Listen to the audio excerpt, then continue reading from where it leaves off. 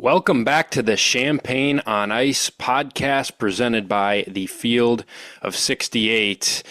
A night after Illinois absolutely dominates Oregon in Eugene by 32 points, one of the more impressive blowouts really of the Brad Underwood era. I think the most impressive blowout, maybe save for that time that they went into Michigan without Ayo Dosunmu and absolutely ran the Wolverines off the floor. That one still holds a special place in my heart. But this one wasn't far behind as Illinois with a statement victory, 109-77 over the ninth-ranked Oregon Ducks, and there is so many different ways to discuss this game, and we're going to do that here on this episode. I am Kyle Tausk, joined as always by Mike Farmer. And Mike, have you processed what exactly we watched last night? I think if you gave me 15 different scenarios to lay out for how that game would have gone on Thursday, I don't think 32-point Illinois victory would have made the top 15 for me, to be honest with you.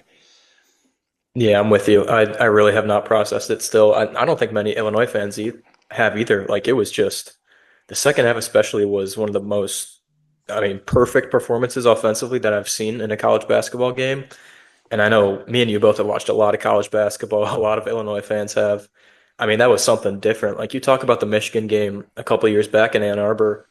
That one to me felt like more of Michigan just did not have it that night, and Illinois kind of capitalized, took advantage of it, and came out of there with a win. The one in Eugene last night was like Illinois just firing on all cylinders, nearly a perfect performance offensively, it felt like.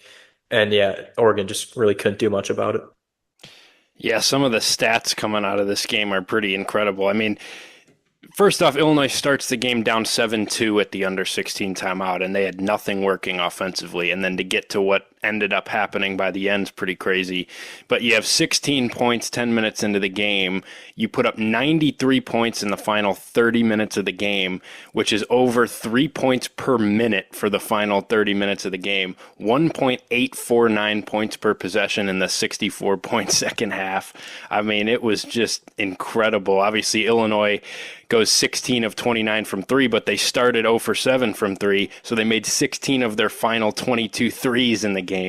And some of the records that were broken, it's the Illinois social media team posted earlier this morning. It was the largest margin of victory against an AP top 10 team in a road game ever in NCAA history.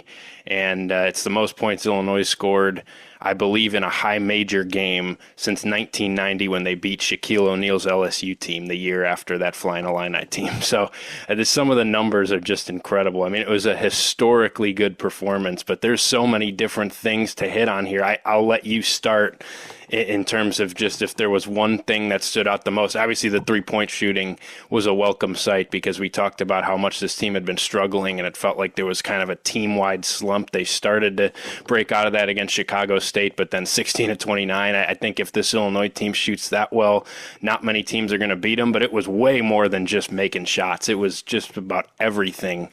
Well, what was the biggest thing for you that really jumped off the screen, if there was any? Yeah, I think for me, at least right now, I'm going to point out just the fact that it was everybody. Actually, it really wasn't everybody, but it was like 8 out of the 10 guys on the roster just were phenomenal against Oregon. And it kind of started in the first half. Like you said, they started out slow, 7-2 deficit really early on. And then Brad Underwood goes to Dre Gibbs Lawhorn and Jake Davis. They play extended minutes in the first half. And they were just both phenomenal. Like, I think they combined for 10 of 12 from the field in the first half and 22 or 23 points. Jake Davis couldn't miss a three. Dre was driving to the hoop and spinning with just crazy moves, crazy looking moves. And everything was working. And like at the same time, first half, KJ's in foul trouble. Big T doesn't do much. Will Riley doesn't do much. I think Merez didn't really play well. Like, they got contributions from Trey White, Ben Hummerhouse, Jake Davis, DGL, all of these guys in the first half. That really propelled them to going into the break, like feeling pretty good. And then coming out of the halftime locker room, Ben Hummerhouse 3 threes in like 2 minutes of play. Trey White was really good. KJ came back on the floor and he was feeling it. So, I mean, overall, and then of course after that, it was just pure dominance the rest of the entire second half. So it was just like, it seemed like everybody was on a mission to just show Oregon and the rest of the Big Ten and the rest of the college basketball world that when Illinois is at their best, they're one of the best teams in the country, and they definitely showed that. Yeah, I honestly think the first half was even more impressive in terms of just something that I think is something Illinois can build off of even more. Because look, the second half was just insane. I mean, that was the 100th percentile outcome of what this team could do. It was incredible. I shouldn't use the word more impressive. The second half was as impressive as anything I've seen, but just it stood out to me even more in the first half that early in the game, it didn't feel like Illinois starters had a whole lot working for them. And to get the contributions that Illinois got in that environment, I mean, the environment was bad, but in a road game against Oregon in Eugene, to get Dre Gibbs Lawhorn and showing some more aggressiveness coming off the bench and really being that scoring spark plug that I think we thought he could be at the start of the year. And then to get a contribution like that from Jake Davis, who had 12 points in the first half in the team's first road game of the season. I mean, that showed me something about him. I'll be honest, some of his November and early December playing time, I was questioning a little bit, like, really, does this need to happen? But Brad has given him some more time, and he played really well and made a huge impact for Illinois. And just the fact that Illinois was able to build a 7-point lead at halftime when it didn't feel like they really played their best for most of that first half. And defensively, they were so good early in the game. I mean, Oregon had nothing going. Illinois was forcing them into some tough mid-range shots. Oregon had nothing working around the rim. Illinois' rim defense continues to be impressive, especially when Merez Johnson's in the game. He just erases shots around there. And so that was really encouraging already. I mean, I sat at halftime feeling great about where Illinois was at. It was still a game at that point. Illinois was only up 7, but the way that they were able to build that lead when you had 0 points from Kasparas Yakichonis, you had 0 points from Will Riley, who didn't really do anything all game, despite this 109-point performance, which is pretty crazy in and of itself. But I was pretty impressed in the first half, and just the fact that Illinois is finally starting to build some depth again, which had been a concern. It felt like it was kind of those top 4 guys doing a lot for Illinois, and now, you throw the Chicago State game in there, where I know that's kind of a get-right game for everybody. But the last 2 games, Illinois has gotten contributions from like 8 different guys in a complete effort. That's what this team's going to need more of in conference play for sure. And I think, like, the last 2 games especially is exactly what Brad Underwood envisioned when he built this roster in the offseason. Obviously, like, the positional size is a huge key. That was a big key to this game. But the shooting, I mean, the scoring in general, guys are able to get to the hoop. The passing from KJ was elite in the second half of the Oregon game. And just, like, everything was clicking. Like, I think a lot of the runs that won Illinois this game, obviously they won by 32, but there were a couple runs in there that kind of, to me, it seemed like they kind of dictated the style of the game. Like the 11 or 12-0 run early in the first half, that starts with 3-pointers. The run with Ben Hummerhouse to start the second half starts with 3-pointers. Brad Underwood said from the offseason, he said from media day, he said after the first game, this is a team that's going to shoot a ton of 3-pointers, not necessarily live or die by the 3-pointer. But you saw they make 16 threes on 55% shooting from beyond the arc. And it just unlocked so much. Like, the second half, Hummerhouse hits those 3 threes. I think somebody else hit one pretty early on too. And then all of a sudden they're running in transition. KJ is able to do more with the ball in his hands. He's finding Trey White in transition. Boswell's getting to the hoop, even if he's not making his crazy layups. But anyways, like, the offense was just unlocked. It was playing at a different level. And I think that starts because they were shooting, obviously, 55% from 3, which you're not going to get every single game. But the past couple of weeks, I know I've been asking for it. I think you and most of the fan base have too. We just need more performances from 3-point range that are above this 28%, this 32%. Just get it. Like, it doesn't have to be 40, 45% every game. That's not really reasonable. But if you get it to like 37, 38%, I think this is a team that could go to another Elite Eight for the second year in a row. Like, it's such a big key to the game, especially with this team. So it was really great to see it reach a new level against Oregon. Yeah, no question. I mean, the biggest reason for the explosion offensively was the 3-point shooting late, because making 16 of your last 22 threes is pretty impressive. And not all of them were wide open catch and shoot shots. I mean, there was off the dribble stuff. Obviously, KJ hit a couple of the ones he's been hitting all year. Kylan hit some off the dribble. Hummerhouse finally getting going. His looks were good, and just the types of looks that he'd been missing in December was good to see him hit. But I mean, Illinois really had it going from everywhere. It wasn't just a situation where there are some games where ultimately the bottom line is like shots went in tonight at a crazy rate, and that's why you won the game. Illinois won the game in way more ways than just making shots, although that was a big part of it. I mean, they had everything working. You look at them, 59% from two, 26 of 44 from two in the game as well, 48 points in the paint. I mean, in the second half, there was no resistance from Oregon. Part of the reason Dana Altman just pulled Nate Biddle from the game late in that game, I don't believe that he was injured. I think Dana Altman saw that Illinois was just exposing Oregon's bigs inside and some of the things that they were doing out on the perimeter. You balance out the scoring. You got 6 guys that reached double figures, including 2 guys that hadn't done it really at all. Dre Gibbs Lawhorn's first double-figure scoring game against a high-major team in his career.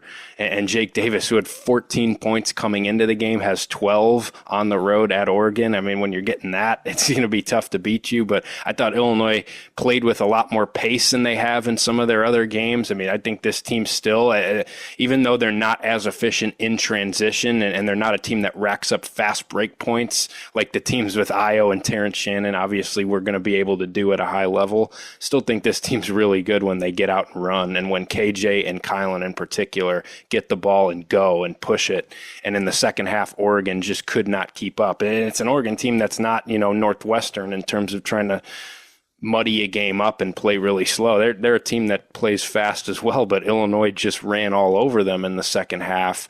And I think Illinois just was so good in every regard offensively. They shared the ball to you. You have 3 guys, 4 or more assists. Kylan and KJ and Trey White adds 4 assists to just 1 turnover, and felt like that was, like you said, I mean, if Brad Underwood could have drawn up a 40 minutes of what he wanted this team to look like when he finalized it in July, it was probably that. I mean, and you still didn't, still only got 5 points from Will Riley, and all 5 were in the last 2 minutes. Imagine if he gets going again and you pair that with some of these other performances. I think this team can be pretty darn special if that happened. I want to erase that Big Ten conversation we had in the last episode from the universe, because I don't think this team, if they do that, now they'll have to do it more consistently. I don't expect them to have that type of performance, but knowing that that's in this team's bag, tied for 3rd in the Big Ten, I'd like to amend that prediction. It looks pretty stupid 2 days later. Yeah, I think if we did Big Ten predictions right now, I think we'd sound like the biggest Illini homers of all time, though. So there's positives and negatives. But yeah, I kind of want to hit on some specific guys. You just said Trey White. I think Trey White. I was his biggest hater for the first month of the season. The past couple weeks, he's starting to earn that X factor, that glue guy title that I think Brad Underwood and some people have put on him. Like, he started to earn it for sure. I think he could have been the MVP of that game. I know Ken Palm actually gave him the MVP award that they do for every game. Trey White won that in the Oregon game. He's been so consistent, and I think we wanted it to start with his defense, and I think it has. Like, he's had some active hands. He's had good possessions matching up with wings on some of the good teams Illinois has played recently. But then offensively, he's just really started to step it up. I said forever that he didn't really have a go-to move on offense. I don't want to say go-to move, but go-to. He didn't have a specialty like Ben Hummerhouse has with his 3-point shot. But Trey White in this Oregon game, getting out in transition, getting to the hoop. Obviously, the paint was kind of wide open in that second half, but he took advantage of it completely. I don't know if he hit a 3 or not, but he had a nice mid-range. He's starting to find his groove on a team that really needed him to find his groove. So it's been great. And the rebounding was great. Obviously, he had the double-double in this game. But I think he's just been a key piece and an underrated piece for this roster that a lot of people, including myself, were kind of turned off by his effort and his lack of intensity, it seemed like, in the first month of the season. But props to him. He's been a huge part in this team winning some key games recently. Yeah, he was really quietly fantastic in that game. He wasn't the loudest guy out there. I mean, you obviously you took notice of the 2 bench guys in the first half they had, and then Kasparis was putting on a total show in the second half. I mean, it was incredible what he was doing. Kylan hit some big shots that were kind of timeout forcing shots that you maybe remember a little bit more. But all of a sudden you look down, Trey White has 20 points, 11 rebounds. I do think just he was the most consistent, steady presence in that game. And it's been a stretch now, really, since that Wisconsin game where he had that 23-point outing that kind of broke him out of a stretch to where we were questioning, hey, are you going to get much from him? And since then, he's been super consistent. He's been in double figures in 4 out of the last 5 games, and the other one was 9 points against Chicago State, where he only played 16 minutes because Brad Underwood was going deeper into the bench in a game that you were up 60. And the rebounding, the consistency that he brings on the glass, I do think that he's taken strides defensively in terms of just stepping up the intensity and effort on that end. But his offensive game is really unique to what this team is, because it's a very different than a lot of these other guys who primarily are going to work on the perimeter. And, obviously some of the spacers you have, and obviously him playing alongside Ben Hummerhouse, who's purely a floor spacer, although he did show a few extra wrinkles in that game against Oregon that I want to touch on as well. But Trey White is just more of that slasher, a guy who's going to play around the rim a lot, a guy who's going to just generate paint touches for you. And you saw Illinois hunt some mismatches with him where they'd get him the ball, whether it's like at the elbow or at the top of the key, and he would just take a guy one-on-one to the bucket. And he got some transition buckets too, which I think he's at his best when Illinois is playing fast, because he really is an underrated athlete and a guy who can play above the rim and fly down the floor in transition. I think he's honestly Illinois' best transition scorer on this team. And you saw that show up, and I just thought he was really good, and he's been really key to this team. He's kind of the guy that we thought could be, when we had the Ty Rodgers discussion and like, hey, Trey White's beating this guy out, and is that real? Is that something we should buy into? I think this version of Trey White is way more than you ever would have gotten from him, because he does have the offensive game to support a lot of the other intangible things that I think a guy like Ty brought, and he's starting to show some toughness and just give you a lot of different things. I mean, 20, 11, 4, and 2 blocks for him in this game. I mean, it's pretty impressive to have your 4th option giving you that in a road game. That's big time stuff. He's been outstanding recently. Yep, definitely. A guy that hasn't been as outstanding recently, but was in this game, I think you know who I'm going to say, Ben Hummerhouse. I mean, talk about a much-needed breakout performance from Ben Hummerhouse. And it started he had a great Arkansas game. I think it was Arkansas, right? He had 3 or 4 threes, just timely makes from deep. And then he went kind of quiet the past couple weeks, past 5 or 6 games at least. Was making 1 3 a game, just really wasn't shooting well. Kind of drew a lot of criticism from the Illinois fan base and the media and pretty much everything. But Brad Underwood stuck by him, and it paid off. It paid off big time in this game. I think they probably would have won the game without Ben Hummerhouse, but he was a huge key in this win. Those 3 threes to start the second half just jump-started a 60-point blowout second half. I mean, the lead went from 7 to 23 in legitimately 3 or 4 minutes, I think, coming out of the halftime break. Huge part of that's Ben Hummerhouse. The dunk in the first half, it wasn't just the 3-point shooting, which we'd kind of seen the first 12 or so games of the year. He had that dunk. He had it was like a mid-range or a little low post score to start the game too. So he was active. He had active hands early in the first half. Just an all-around pretty complete performance from a guy that was known for just doing one thing in the first couple months of the season. So that was great to see. We called out wanting to see Trey White, wanting to see Ben Hummerhouse as veterans, as guys that have played in some big games, to step up in this Oregon game, because this was a huge game. Illinois is 1-1 in the Big Ten. You're going on the road against a top 10 team. You're not favored. The start of a 2-game road trip out west. This is a huge win. And Ben Hummerhouse especially, and Trey White, who we just talked about, were guys that were just major cogs in this machine that delivered one of the best performances in Illinois basketball history. I don't think it's crazy to call it that. The biggest win against a top 10 team on the road of all time. And Ben Hummerhouse, Trey White, they did their thing, and they're a huge reason why Illinois got this win. Yeah, I really hope it's a confidence booster for Ben. It felt like he was playing so much more freely out there and more confident once he saw a couple shots go in. And really, the first couple shots he saw go in, like you said, weren't from three. The threes came in the second half, but him attacking a closeout in the first half and throwing down a mean dunk. I mean, we've seen this guy show some sneaky athleticism to him, which he's always had in his game. I mean, he's 6'9", and he is kind of a sneaky athlete, and we've seen it now twice with that tip dunk against Tennessee and now that dunk against Oregon. I think those opportunities for him to attack closeouts like that are going to be there all year if he starts making shots again like he did last night. And you're still going to have to respect him from three. And for him to get going then, obviously to hit 3 threes in the second half, go 4 for 7, it was just a matter of time. I mean, me and you both said it.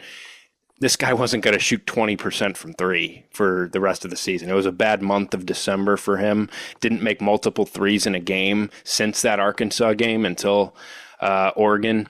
But it was just a matter of time before he was going to make shots. But I thought it was really interesting that it felt like there was kind of a concerted effort to say, hey, we just need to get this guy some confidence.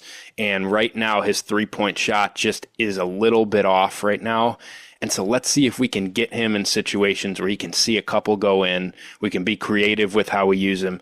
Him at Evansville, I mean, when he committed to Illinois, I remember watching some of his Evansville stuff, and he wasn't just a guy for Evansville that just spaced in the corner and was a guy that played 100% off ball. That was always going to be his role at a high major school, but he played on the ball a lot at Evansville. They had him playing in some mid-post ISO stuff like you saw against Oregon where he got 2 of his buckets. I mean, that gave callbacks to Marcus Damask's game in terms of what he was able to do just using his size at 6'9". That should be there. If you get switched onto a guard, Ben Hummerhouse should be able to attack that, and you can maybe get him the ball, get him opportunities to just use his shot-making ability to back a guy down a little bit and hit a turnaround 7-foot jump shot. We saw 2 of those against Oregon, and that, I think, led to him starting to get some more confidence of like, hey, I'm making an impact on this game now. If I get an open shot, it's just that little extra jolt for him. I think it was just a master class by Brad Underwood and this coaching staff in terms of sticking with a guy and really kind of getting a little spicy with some people who would add. I mean, I was at a media availability with Brad Underwood where he was not having a question about Ben Hummerhouse's struggles. I mean, this is a guy that just continued to ride with Ben, and I think for very good reason. And now just the way that you saw Illinois get a little bit more creative in terms of just trying to get this guy going because we know how important he's going to be to this team was great to see. And if he can just, I mean, I don't need 18 from him every night, but hopefully this is a springboard into him just being the shooter we know he can be. And maybe you do start to mix in a few extra layers, which was pretty cool to see because I think that's always been in there for him. It just, we haven't seen it. And I think a lot of that is just due to the fact that he's been in his head a little bit and hasn't had confidence to really impact the game in other ways. So that was cool to see for him. He's still going to be really key to this team. We both said it. A lot of people have said it. Brad Underwood has screamed it. And last night was why, because that was a huge performance.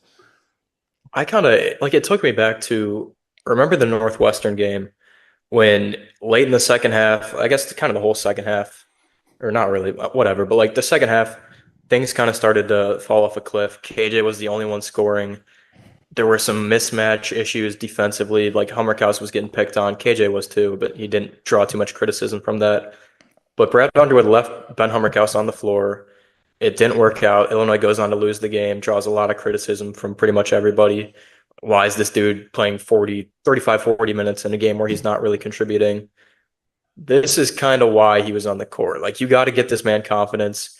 I mean, I guess he kind of lost confidence after that game, but still, this dude can unlock a new level of where this offense can be. And we saw it in the Oregon game.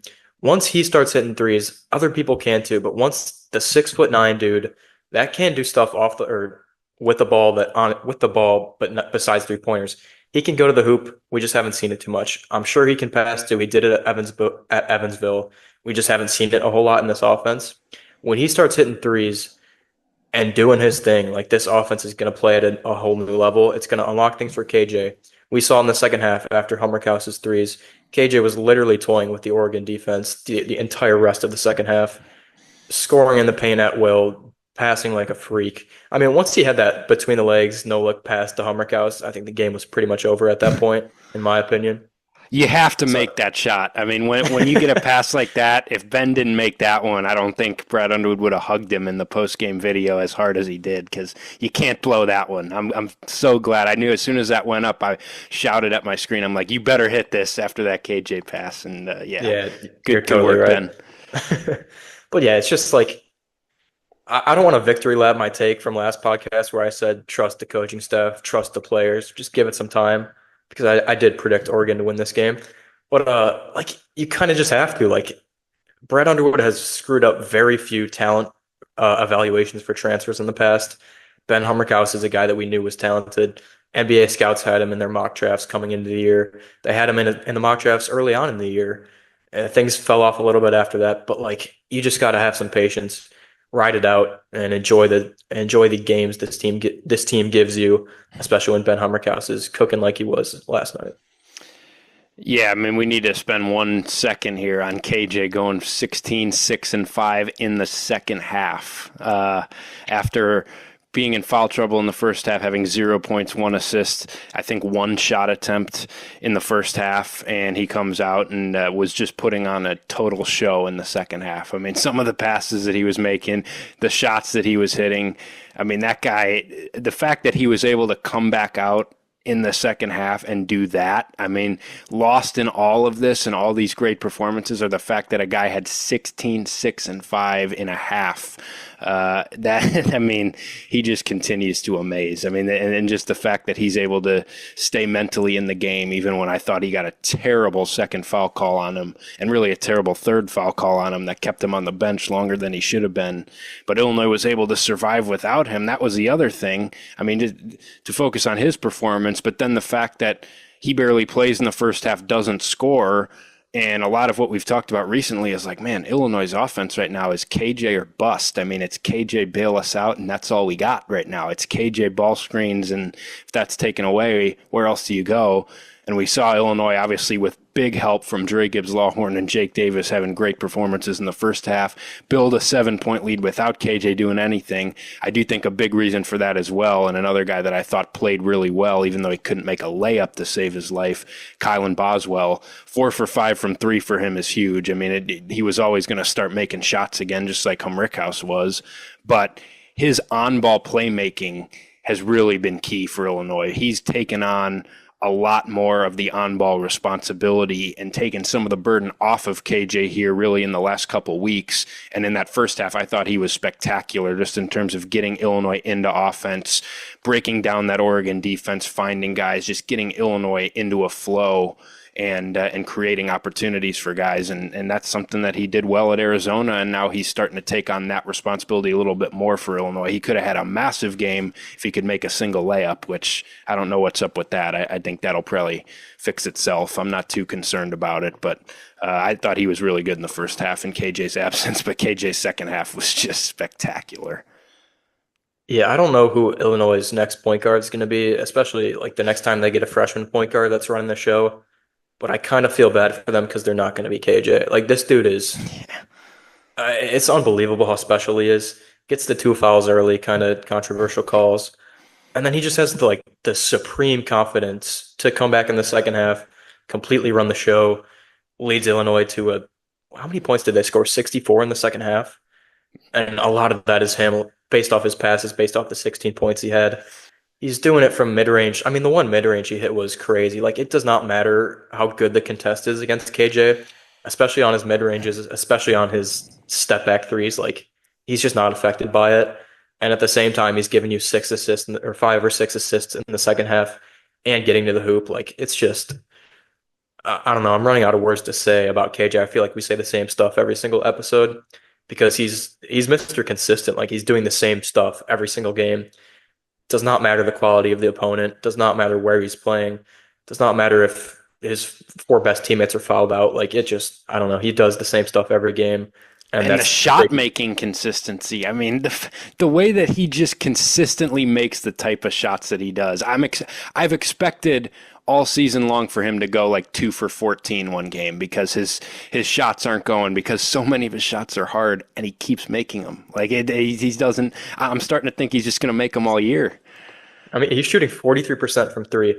I think if he does have like a 2 for 12 game from the field, he's going to go 13 for 14 on free throws. Like, I think that's just, he's one of those guys that does stuff like that.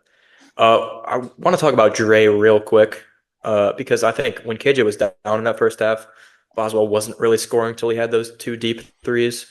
Like, Dre was the one guy in the backcourt that was doing anything. The rest of the points came from Trey White, Jake Davis, and I think Ben pretty much. So I think Dre was finally kind of the microwave off the bench scorer that Illinois wanted to see from him. He finally kind of showed that against Oregon. He had 1 or 2 threes, I think 2 threes maybe, but then just the one spin move has been burned into my mind, like just so explosive. That's kind of the guy we saw when Dre was formerly a top 10 recruit in high school. The ranking tanked a bit after that, but still like really a huge performance from Dre along with Jake Davis to carry Illinois in that first half. Yeah, he was really good, and I do think he's going to continue to be important for Illinois because, I mean, you saw a couple of his drives in the first half. I mean, he flashes so much in those moments and certain plays that he makes, and especially his explosiveness as a driver and his craftiness around the rim. Like, he flashes so hard into a guy that, like, you turn on an Illinois game and you haven't seen anybody on the roster play, and you see a couple of the plays that he made in the first half, and you're like, well, that guy must be averaging 26 a game. I mean, he's electric offensively. He just hasn't been able to do it against high-level competition, really hasn't gotten a ton of opportunity, but when he has come in, he just hasn't had those chances, and also I think part of it's been on him in terms of just being very passive and coming in and trying to fit into a role against, around some of Illinois' other guys, but you saw what he can do on a night where you had to take KJ off the floor, put him in, and let him go a little bit. Like, I think there's going to be a few games in conference play where he is going to have double digits off the bench, and they're going to be crucial for you, whether it's you just don't have anything else working offensively or you do have another guard in foul trouble. He can score, and he can do it in a pretty loud manner, and I'd like to see him just have that type of mindset that he had in the first half more often, because I think it's only to Illinois' benefit. I know that he sometimes, especially as a freshman last year, I don't think he's done it as much this year, but sometimes he has the tendency to get a little ambitious, but I'd rather have that than him coming in and putting up 0.0 assists and you barely recognize his presence, because I think he can make a big impact for Illinois. The last thing I want to talk about here, kind of bigger picture for Illinois, is the fact that, obviously the story from the Oregon game is the offensive explosion, and, that rightfully so. Illinois is now 7th nationally in defensive efficiency, and this is a storyline that has been building really since the end of November, since that Arkansas game through December, now into this one. Oregon scores 77, but in a high possession game, that's a good total. I thought Illinois early in the game was exceptional on the defensive end. And the metrics, I mean, you look at even just some of these stats, like Illinois top 10 in three-point defense, top 10 in rim defense, top 10 in effective field goal defense, top 10 in defensive rebounding, top 30 in both three-point rate allowed and assist rate allowed. So Illinois is just executing Brad Underwood's defense to perfection right now. It feels like this team has fully grasped what they're trying to do on the defensive end. Individuals are stepping up and playing really well on that end. Obviously, Kylan has been as consistent as can be, one of the best perimeter defenders in the country, in my opinion. But I think KJ has stepped up and played really strong defense on the perimeter. I think I don't want to whisper this so people don't get upset. Ben Hummerhouse has guarded pretty well the last couple games. I thought he actually was really good defensively against Oregon. Trey White, I think, has stepped up as kind of that wing stopper for when you get a little bit more lengthier athletic wing. I think Trey's played really well. Obviously, Merez's defensive impact is incredible, but I think Ivisic has played pretty solid. He's not going to be a flashy guy. He's not going to block a lot of shots, but he's rarely in the wrong spot. He's guarding ball screens effectively right now. He's shown some ability, if Illinois does try to play some different ways, that he can move his feet fairly well. And so this team, I mean, it's reached a point now. You're on January 3rd, and you're a top 7 defense nationally, according to KenPom. This is a really good defensive team. And if you're going to pair that with the type of offensive performance that Illinois gave on Thursday, I think this is a national title contender. We'll have to see the offense come around more consistently, but the defense has been consistent since the end of November, and it's kind of gone under the radar now, and that is humongous for this team because that's something that can win you games night in, night out, even if you're not making shots like you did on Thursday. The defense has been crazy reliable. And it really surprised me because I did not picture this roster being so good defensively so early on. And they've played a lot of it's not I don't think it's a fluke really. I think it could fall off a little bit as the season goes on and people get tired. It's a long 20-game Big Ten slate. Like they've played Alabama, they've played Arkansas, Missouri, Wisconsin, Oregon. These are really good teams that Illinois they've beat some, but overall, besides Alabama, I think defensively they've had pretty solid performances. And I think to start, I want to point to just the fact that Brad Underwood puts a huge emphasis on not giving up threes. Illinois has done a great job of taking away the three-point line from a lot of really good teams. And they're only giving up 27.2, or other teams are shooting 27.2% from three against Illinois. Somehow shooting 65% from the free throw line too, which is honestly a big part of it. I think that could be kind of fluky. Yeah, that's all luck, really. But yeah, we'll take it. Yeah, exactly. We'll take it because Illinois is terrible at free throws for the most part until this year. But not giving up a ton of threes, and then secondly, not giving up a ton of rebounds and second chances. Illinois has been great at that. I think the rebounding as a whole has just been phenomenal the past couple of years. And you start with Merez and a guy like Big T, who we didn't think was a great rebounder. He has been. Kylan Boswell, KJ, Trey White, all pretty good rebounders for their sizes and positions. So overall, there's not many things you point to as being net negatives defensively. I think Ben Hummerhouse is the one guy that can get abused based on mismatches. But at the same time, you have Merez, who's a phenomenal, just elite rim protector. Kylan's an elite on-ball defender. And then down the line, kind of Trey White, KJ, Will Riley has not been bad on defense. Dre's not bad on defense. It's just pretty much the whole roster. Consistent. They're not going to be out of position like guys on past Brad Underwood teams have been.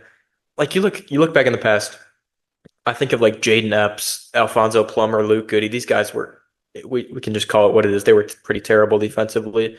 This roster, aside from Ben Hummerhouse in certain games, just does not have that. A lot of that is due to positional size and just recruiting athletes out of the transfer portal and out of high school and Europe and all these places that Brad Underwood and the staff goes to. So yeah, it's all kind of combined into what's been a top 10 defense so far. And it's going to be huge the rest of the year to monitor. It's starting to be one of those analytically profiled teams that usually fares pretty well when you're top 15 in both categories and defensively just continue to rise. You've risen 22 spots offensively the last 2 games in which you've combined for 226 points. But again, we talked about the fact that coming into the year, the vision of this team was it's going to be a high-octane offense with a ton of skill on the offensive end and a ton of positional size and shooting. And the thought was that this was going to be another elite offensive team. It hadn't been the case until the Chicago State game and now, obviously, much more importantly, the Oregon game.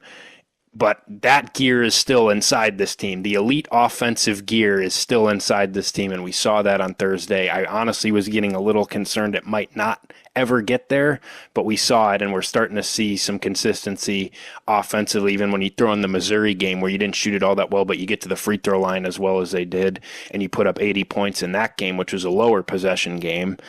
But the defense is, like you said, it's been consistent all year long, and I think it's reached a point where you have to start buying into the fact that this might be one of the better defensive teams in college basketball. And if you're telling me that with everything we know this team is capable of it, their ceiling offensively, they're going to be a consistently really good defensive team, then you start talking Big Ten title and where this team can start going, because I don't think there's a lot of teams, especially in the Big Ten, but you start to look nationally, and teams this consistent and teams that rank this highly on both ends of the floor are hard to find, and Illinois is starting to build up to that. But yeah, I mean, it was a metrics I mean, anything that you wanted to see from Illinois' metrics, it was pretty incredible what happened after that Oregon game. Now 5th in the net, top 5 net team, Illinois, 8th in KenPom after they were 23rd heading into the Chicago State game, 15 spot uptick there.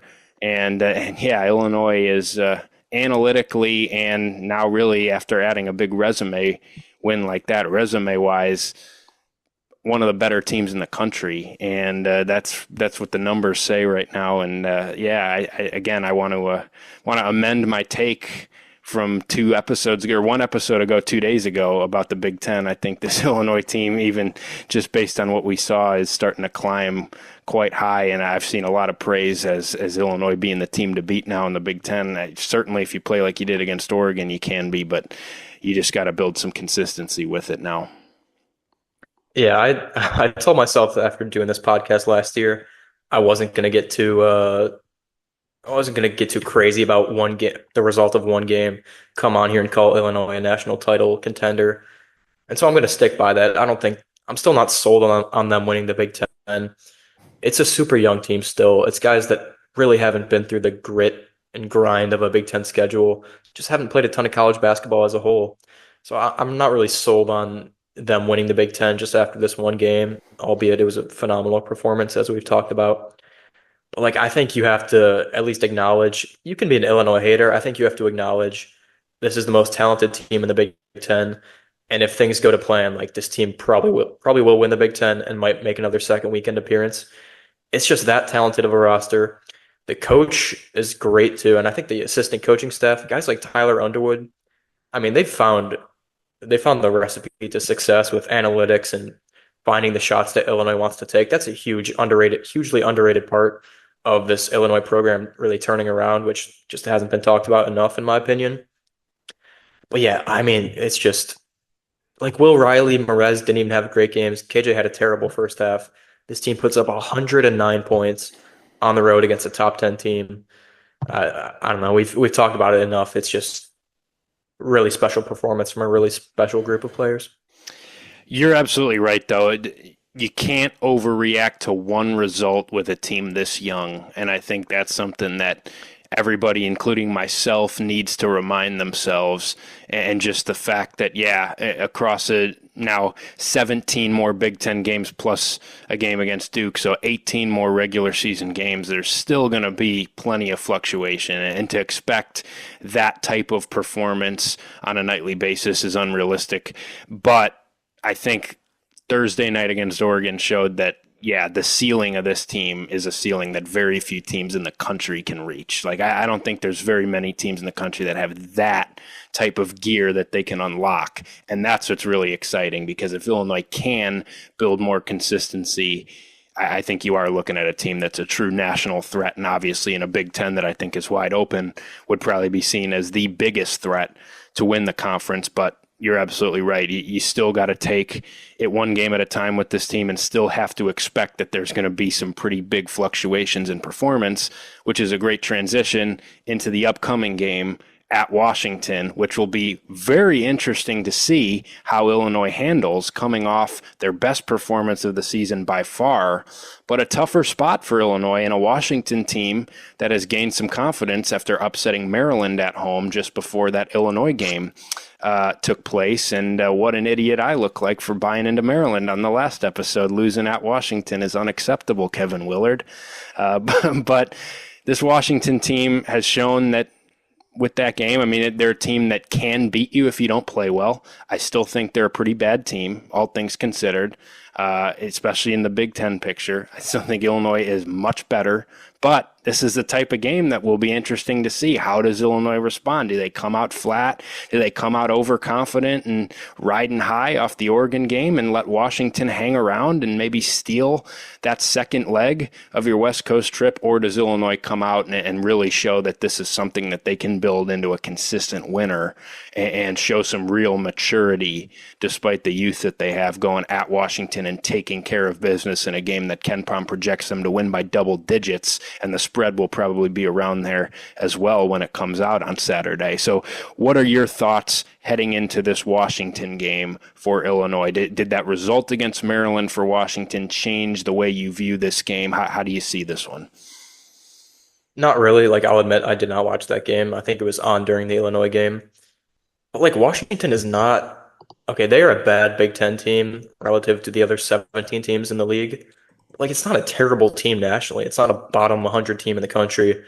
They have 4 wins against top 100 KenPom teams so far, which is like, I mean, they're not crazy resume wins, but like, they're wins against solid opponents.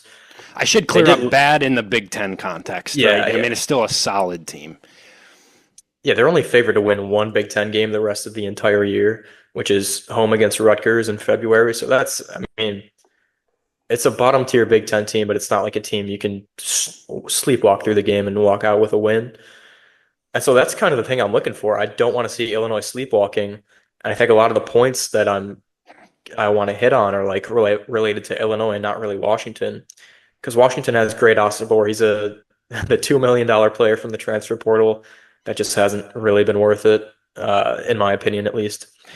And then not really a great roster besides great Osobor. Like, it's a lot of mid-major and low-major transfers for a coach that's in his first year in a new spot. So it's really just a weirdly put-together roster that has some decent wins. Also lost to USC by 24, lost to Seattle at home. So it's like it's kind of an up and down season so far. And they're coming off a huge win, just like Illinois is too. But Illinois in the second game of a trip in the Pacific Northwest for the first time. It's going to be interesting to watch. Like, we talked a lot about the travel factor. Illinois was not really affected by the travel to Eugene, Oregon last night. So I don't know. Like, I just don't want to see Illinois coming off a huge win and sleepwalking through this game. And I think if they do that, if they don't, sorry, I can't talk. If they don't sleepwalk and Illinois has another pretty good performance, I will be more sold on Illinois winning the Big Ten, because I need to see a young team that like, the circumstances just don't matter and they come out and perform regardless. We saw a very veteran-led team from Illinois last year that would kind of sleepwalk through games, have some weak games at home, not really show up on the road against weaker teams as well. But then all of a sudden, like, it's down the stretch, the Big Ten tournament, they find a way to close out every single game, come back from down 10 against teams, beat a really good Iowa State team with the best defense in the country in their second to last game of the year. Like, they kind of peaked in March. And I think if this young team can show a little bit of a peak by beating two good new Big Ten teams early on in January, I think I'll be more bought in on this team. Yeah, I think it's going to tell us a lot about the makeup of this Illinois team, seeing how they respond to that Oregon win and just knowing that it is going to be a tougher spot. I mean, Washington's got to stay at home here for back-to-back games, coming off a confidence builder and a team that, yeah, if you don't go in there and play with the right focus, they absolutely can beat you. Maryland learned that. I still think Illinois has plenty of avenues to win this game. I think really for Illinois, I don't think you can expect to come into this game and shoot it the way you shot it against Oregon. Maybe you are just hot right now and guys are really starting to feel it, but you got to win this game defensively and on the glass. I think that's the thing that's going to win Illinois a lot of games against teams they're better than, even if they're not putting together the type of offensive display that you saw against Oregon. This Washington team's pretty poor offensively. There's just not a lot of scoring punch from this team. So much of their offense is ran through great Osobor, who's a 6'8", really physical, big, undersized center who they post up all the time, and they'll play some, high post stuff through him, and he's a guy who's their highest usage player by a mile. He leads them in assists, rebounds, and points.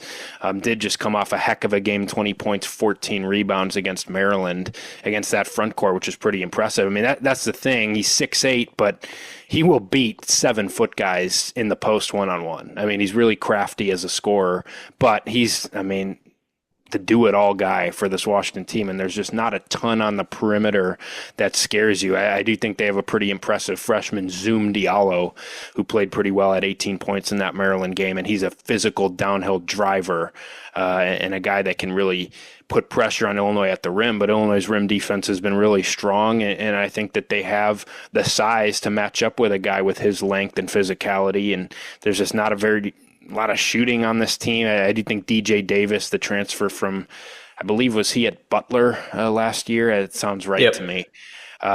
He's gotten going a little bit. He's a spark plug who can really light it up offensively and do some different things. That seems like a Kylan matchup to me pretty clearly.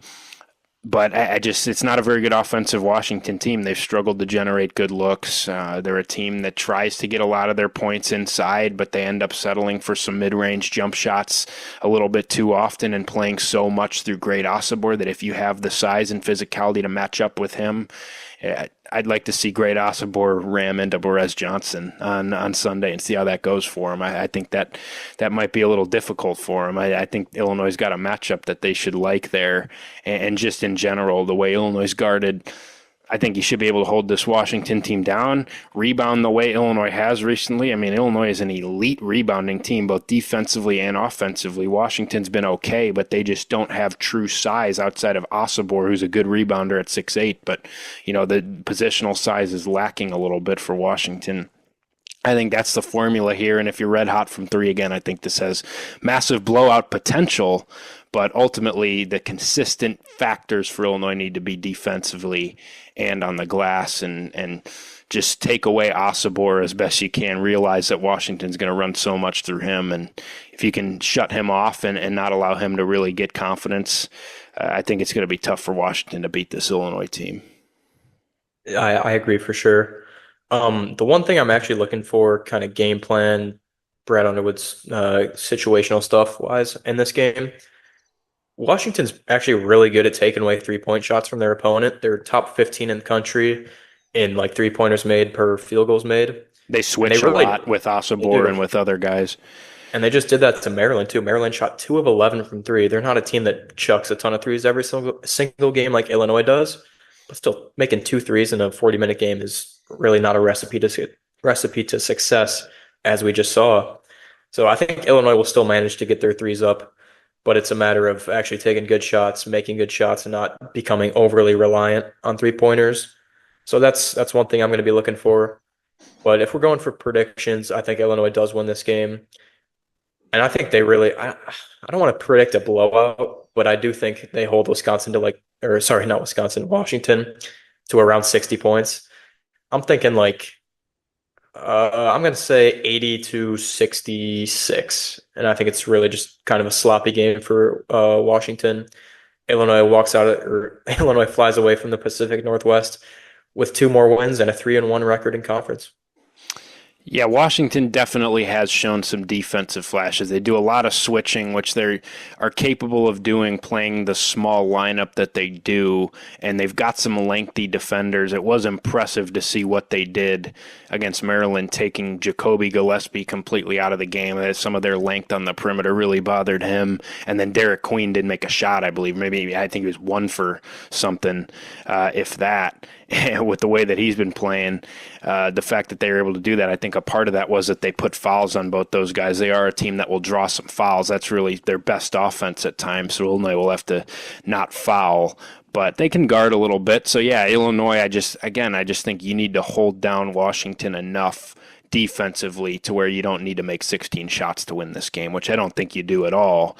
But, you never know. Coming off a game as red hot as Illinois was, you could follow that up with a 5 for 26 3-point game. And how do you win without that? I still think Illinois has plenty of avenues to do it, because I just think Washington's going to struggle to score on Illinois if they come with the right attention to detail and focus coming off that Oregon game. I'm with you, though. I think maybe it's just riding high off that Oregon game, but I think this team has what it takes to go in there with the right mindset to Washington and handle business here. I don't think it's going to be a massive blowout. I think it might be one of those where, hey, Illinois leads by 3 at halftime in a game that goes back and forth a little bit. Illinois starts a little bit slow, ultimately Illinois' talent is just too much in the second half. You gain some separation. It's never really a true runaway, but I'm kind of in the same range as you. The low double digits feels like the right margin in this game. I think I would go probably Illinois 77, Washington 65 in this game. I do think Illinois can hold this team in the 60s. And Washington currently 95th in the net, so it'd be a quad 2 game. But it's just kind of one of those take care of business games, and one that'll tell you a lot. If Illinois really struggles to put this Washington team away, I think it's evidence of, kind of like you said, to take a step back and say, look, there's going to be a lot of back and forth with this team, even after a great performance. But if Illinois goes in there and handles Washington, I think that's kind of the one thing you want to see to really fully buy into, like, okay, we could see this night to night for Illinois. I think it'll be a interesting game to learn from here for Illinois, but hopefully one that doesn't come down to the last few minutes here, because Washington made some clutch plays to beat Maryland. That was a close game all throughout, and Washington won it at home with Maryland going to the West Coast. I don't want to be in a game that's tied with 3 minutes left, because I just think this travel is a new element that you have to deal with. And Illinois' upcoming schedule here, you have a chance to really position yourself as the favorite in the Big Ten. You got this Washington game, and then you got back-to-back home games against Penn State, who that spot really scares me. I'll talk about that in the next episode, but that home spot against Penn State on Wednesday night just feels a little off to me. But you should win that game, and then you got USC at home, and then at Indiana, who's still a dumpster fire and has guys out drinking the night before games and suspended. So chance for Illinois, you take care of the next 4, 6-1 in the Big Ten. I think that would make Illinois the for sure favorites in the conference. If you get that far, still have to do it, but there's a chance. I mean, yeah, I hadn't even really looked at the schedule. That's 4 of the 7 or 8 worst teams in the conference. It's a huge conference, but still, I mean, yeah, 6-1 in the conference. I'd sign up for that any day of the week. And I think it's just we talked about this last episode, it's just such a wide open conference. Teams are probably going to lose 2 games in a row and then pull off 8 in a row somehow. The standings are going to be flip-flopped and mismatched the entire year. So it's just going to be really fun to watch. And as a college basketball fan and as a Big Ten fan and as a fan of Illinois, who's a team that's probably going to be towards the top of the standings the entire year. All right, well, we will be back after that Washington game early next week to recap the entirety of this West Coast trip for Illinois, look ahead at the schedule, preview that Penn State game, and talk about anything else interesting that happens in that game. 3 o'clock tip-off against the Washington Huskies, first conference meeting for Illinois and Washington in the new Big Ten on Sunday afternoon. And we will be back after to break it all down. Until then, make sure you follow us on Twitter at Champagne on Ice. Subscribe to the Field of 68 Podcast Network YouTube channel. All of our episodes stream live there, and get us wherever else you get your podcasts. We're on Apple, Spotify, Google, anywhere else you can find us there. Until then, everybody enjoy the game on Sunday, and we will talk to you again next week right here on the Champagne on Ice podcast.